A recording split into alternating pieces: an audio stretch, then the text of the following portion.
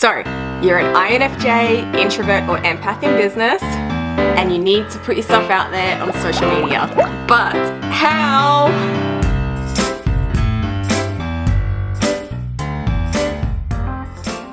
Hey, I'm Sam. I'm an online counsellor for INFJs, introverts and empaths in business, or for those who have the heart's desire to start their own business. If you're an INFJ who has their own business, or you're about to begin your own business, then you probably know that you're gonna have to be on social media.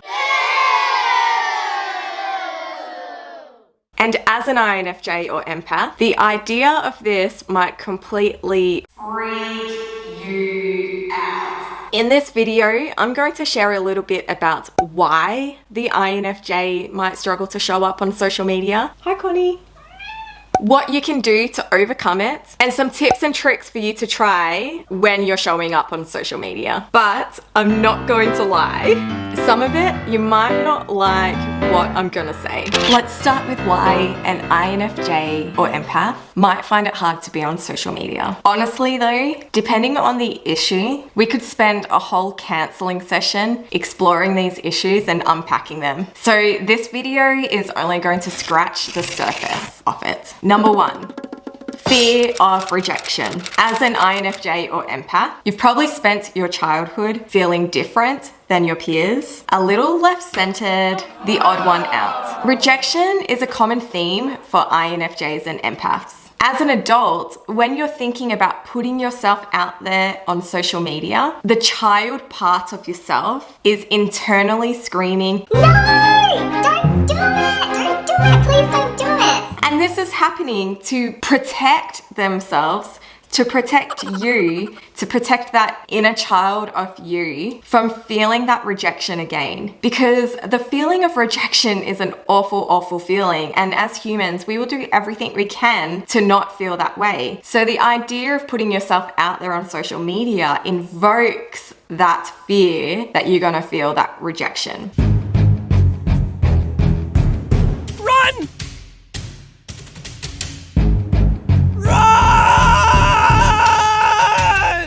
Number two. Number two, procrastination paralysis, fear of failure, and perfectionism. All of that begins to kick in. And I recently did a video on that, and you can watch that here. Number three, putting yourself out there on social media can make you feel vulnerable and super exposed. For an INFJ to write words in, say, an Instagram post or to speak to a camera, it can often feel like you're exposing your soul to the world. And this can be super scary. Trust me, I completely get it. For many years, I hid my face and remained anonymous online. Back in the Wild West days of the internet, I had a blog that went viral. Do you remember Blogspot? So I had a super popular blogspot, but nobody had a freaking clue who I was. I kept it completely secret. It was, I'm not gonna tell you what it was, but it was really popular and I hid myself. Same with Paper Crane of Hope. For the first year of Paper Crane of Hope, I kept myself anonymous. There was a safety and a protection in that. I felt like I could truly write from my heart without the fear of what people were going to think of me. When I finally did show my face on Paper Crane of Hope, I was so nervous and so scared. I felt really exposed and vulnerable, and I felt like a deer in the headlights. Okay, so how do we actually overcome this so that as an INFJ and empath, you can put yourself out there on social media to help grow your business, for you to shine your light, and for people to see you for who you really are and your soul's purpose? This is part of the video where you might not like what I have to say. Stop. For Forgive me. First thing we need to do is mindset work. It's going to take a lot of mindset work, actually getting down to the nitty-gritty of what's really going on for you. Choosing to work on that rejection and abandonment wound, building your confidence and belief in yourself, not needing the approval of others, but finding approval in you. Look, I know, I get it. It can be hard. I personally did years of work to find my confidence and deep inner belief that I have now. I'm not saying that it's also going to take you years, but I am saying it will take you to truly look within yourself so that you can begin to overcome this. This is the sort of work that I do with my counseling clients, and I'm also happy to support you in this too. Okay, number 2, you're just going to have to start. I know.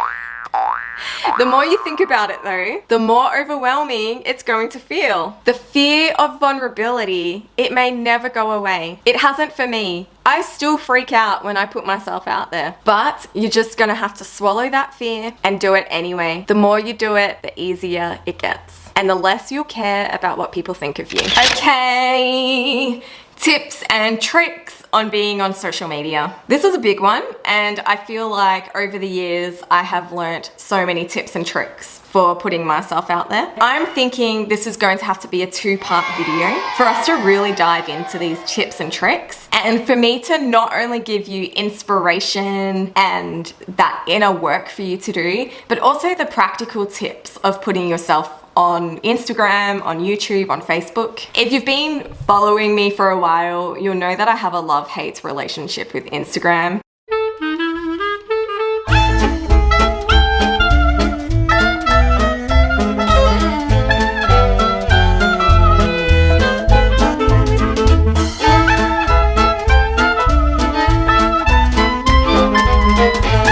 You can watch this video about that. But for today, I will give you one tip. Know your why.